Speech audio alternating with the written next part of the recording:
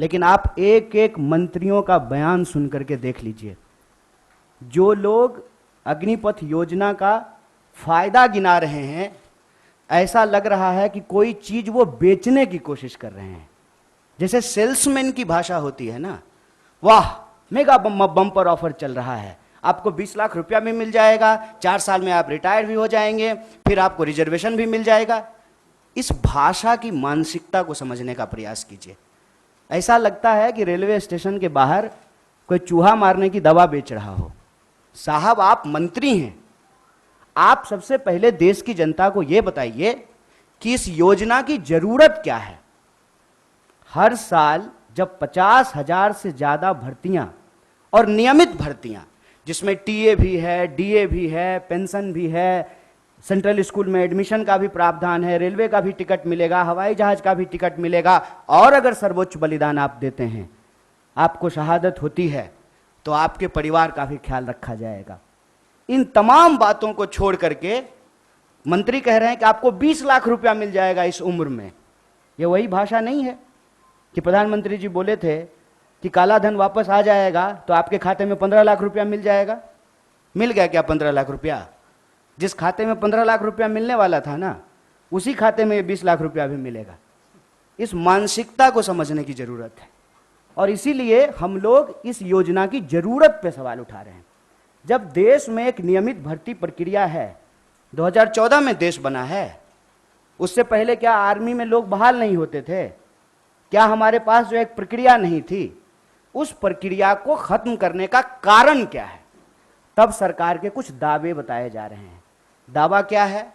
दावा यह है कि हम चाहते हैं कि हमारे देश के नौजवानों को रोजगार मिले।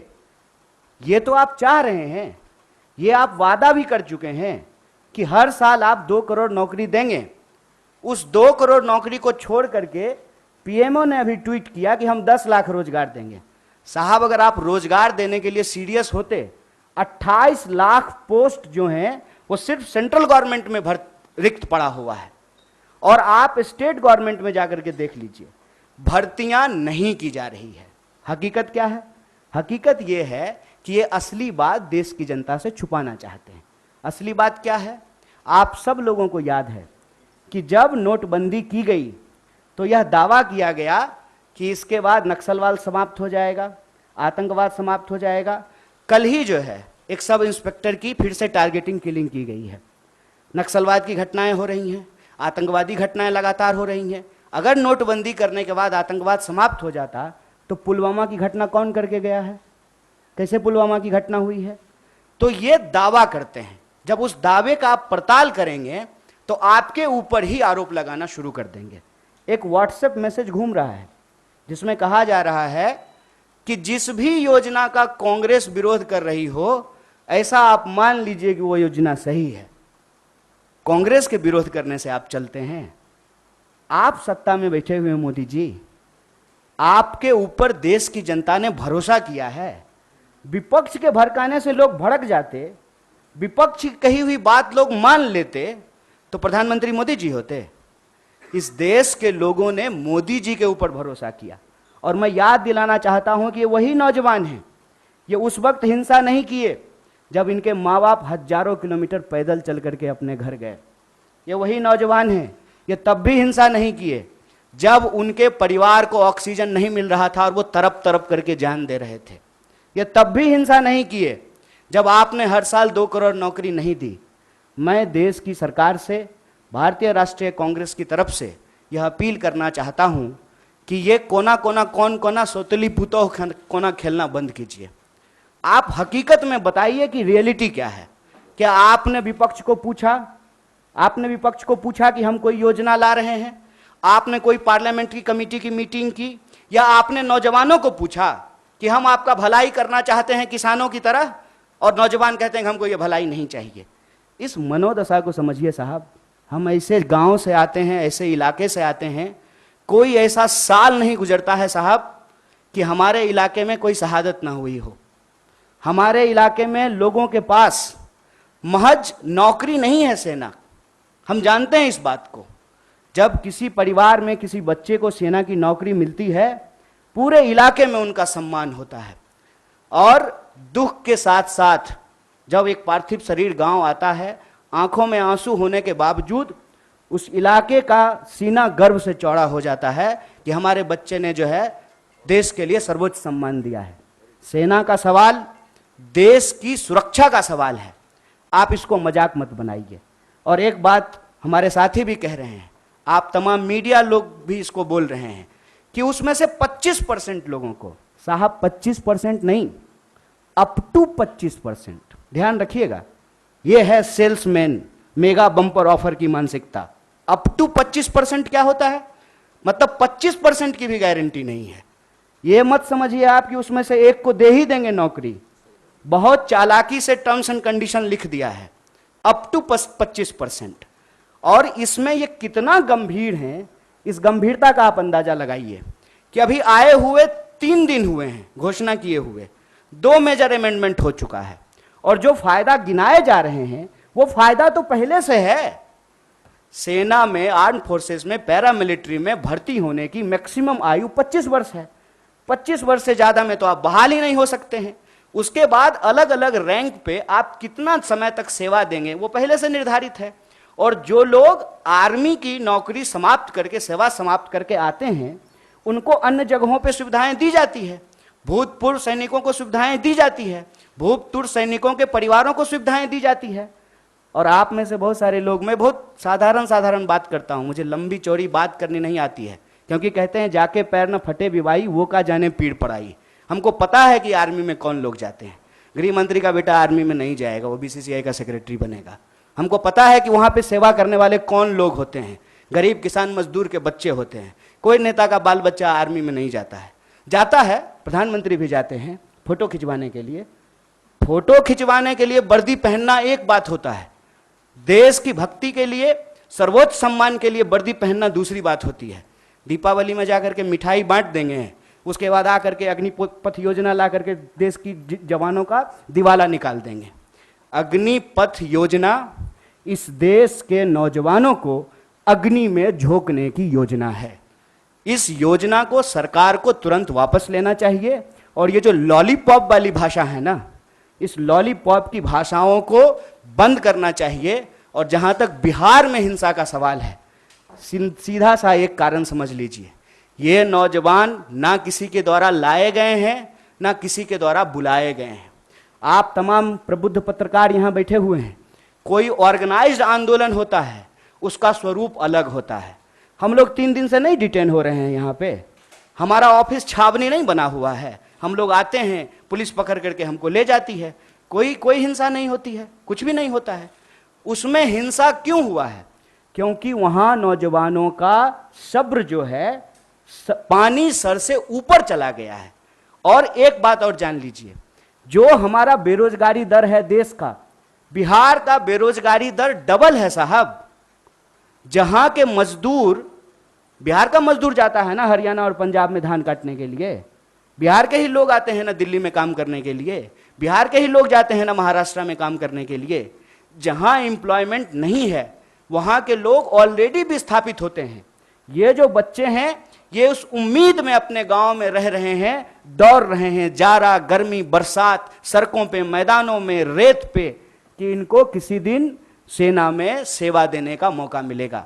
ये मौका इनसे जब छीना जा रहा है तो इनका सब्र टूट गया है। लेकिन मैं इन तमाम नौजवानों से भी एक अपील करना चाहता हूं, दोस्त, हम किसान के बच्चे हैं और हमारे माँ बाप ने इस सरकार को झुकाया है, इस सरकार को बताया है कि ये देश गांधी का देश है और गांधी के देश में सत्य और अहिंसा से ही कोई लड़ाई जीती जा सकती है। इसीलिए भारतीय राष्ट्रीय कांग्रेस की तरफ से इस आंदोलन का पूर्णतः समर्थन करते हुए सरकार से यह अपील करते हैं कि इसको वापस लीजिए और नौजवानों से अपील करते हैं कि देश की संपत्ति को मत जलाइए, मत जलाइए, क्योंकि कल को आपको वही संपत्ति इसी प्रधानमंत्री से बचाना भी है। क्योंकि देश की संपत्ति ये दोस्त को बेचने वाले हैं, ये हमारे आपके टैक्स के पैसे की संपत्ति है, इसकी रक्षा कीजिए, सत्य और अहिंसा के रास्ते पे चलिए। और किसानों ने 700 लोगों की शहादत देने के बाद 1 साल से ज्यादा आंदोलन चलाया, शांतिपूर्ण तरीके से चलाया, तमाम तरह के आरोप लगाए गए, जैसे आज आपके आंदोलन को कहते हैं उपद्रवी, तोड़ फोड़ करने वाले, हिंसा करने वाले, ये कहां से आ गए, कैसे आ गए, कौन है इसके लिए जिम्मेवार? और विपक्ष के माथे पर मत खेलिए। विपक्ष की बात जनता अगर सुन रही होती तो आप देश के प्रधानमंत्री नहीं होते। इसलिए प्रधानमंत्री होने के चलते मैं आपसे अपील करता हूं कि इस योजना को आप वापस लीजिए। मीडिया रिपोर्टिंग में और कई जगह इस बात को बार बार हाईलाइट किया जाता है कि बिहार में आंदोलन हो रहा है। एक्चुअली एक डिजाइन है। किसान आंदोलन के दौरान भी आपने देखा होगा कि नहीं नहीं कुछ मुट्ठी भर किसान हैं वो हरियाणा और पंजाब के। अगर मुट्ठी भर थे तो वापस क्यों लिया? और अगर सिर्फ बिहार का मसला है तो नागपुर से लोग जो है पैदल क्यों आ रहे हैं दिल्ली की तरफ? तेलंगाना में घटना हुई, झारखंड में हुआ, राजस्थान में हुआ। तो ये एक देशव्यापी सवाल है। ऐसा नहीं है कि किसी एक राज्य से ही लोग सेना में भर्ती होते हैं, हर राज्य से होते हैं। बिहार का जहां तक मसला है, मैंने आपको कहा कि राष्ट्रीय बेरोजगारी दर से बिहार की बेरोजगारी दर दोगुनी है और वहां पे काम के लिए विस्थापन करना, दूसरे राज्यों में काम करना, ये दशकों से ये समस्या चली आ रही है। मैं मौजूदा सरकार को जिम्मेवार नहीं ठहरा रहा। इसकी वजह से क्या हुआ है कि जो एक आखिरी उम्मीद कहते हैं नौजवानों का कि हमको सर्वोच्च बलिदान देने का मौका मिलेगा, सेना में सेवा करने का मौका मिलेगा, और बहुत कुछ निर्भर करता है साहब। मैं बहुत सारी चीज़ें बोलना नहीं चाहता हूँ।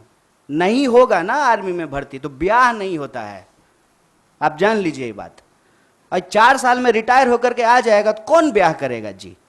ये बहुत बुनियादी सवाल है, समझिए इस बात को। एक लड़का सिर्फ नहीं जाता है आर्मी का नौकरी करने के लिए, पूरा का पूरा परिवार, पूरा का पूरा गांव उससे सम्मानित होता है। अगर ऐसा नहीं होता तो क्यों शहीदों का जो है गेट बनाया जाता है? ये हमारा एक व्यक्तिगत पेन है साहब, इसीलिए हम लोगों को दुख हो रहा है। और ऐसा नहीं है कि हम इस सवाल पे निकले हैं।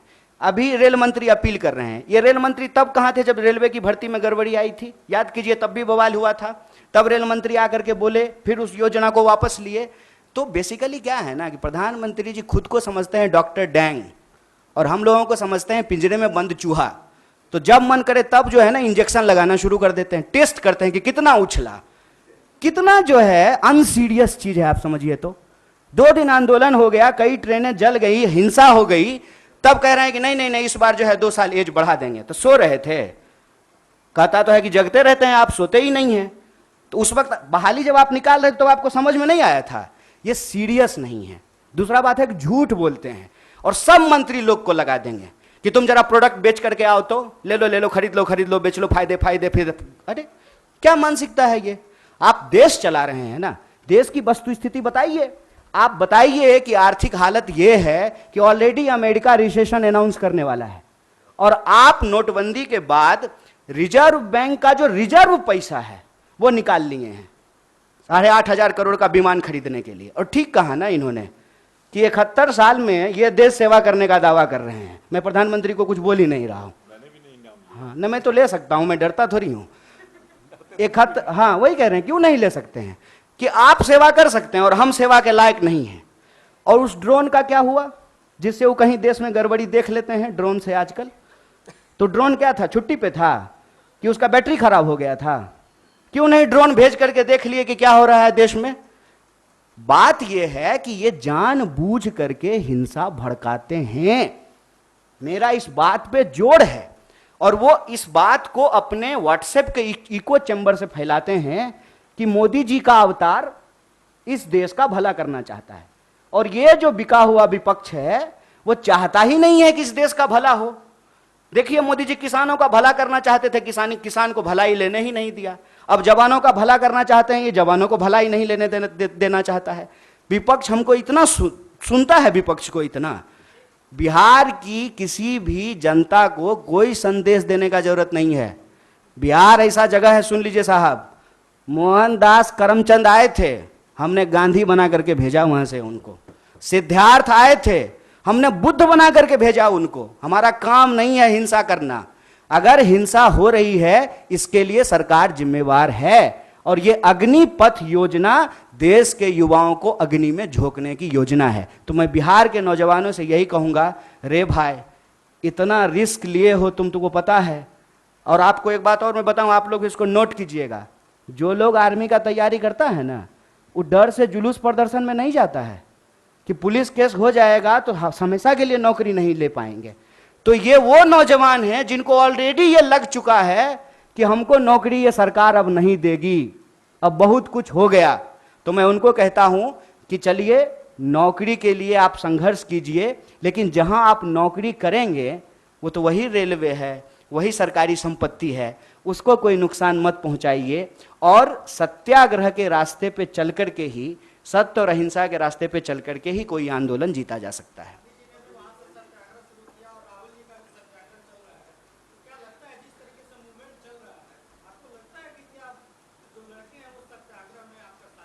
देखिए, हम ज्योतिषी तो नहीं हैं और ये किसी को नहीं लग रहा था कि किसान आंदोलन के बाद जो है कृषि बिल वापस होगा।